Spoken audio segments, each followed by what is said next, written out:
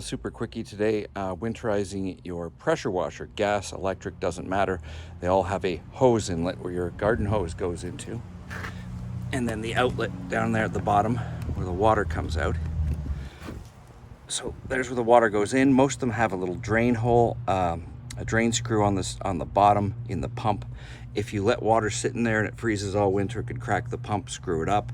It's not worth even replacing, just buy a new one. But one of these adapters that's just the male end of a garden hose, and it's usually for like when you've got the broken end, you cut it off and then you put this in the hose and then clamp it right here.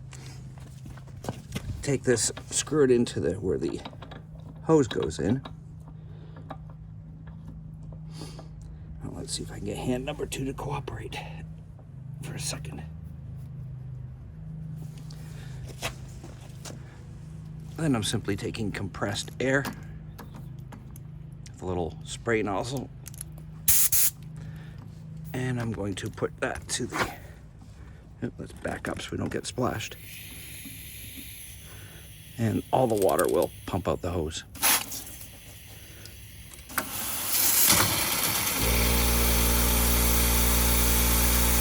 And some of the soap.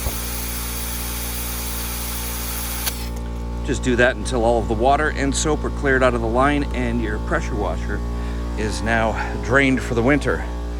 Thanks for watching. Like, subscribe, hit the little bell notification icon, and see more videos when they come up. Thank you very much for watching.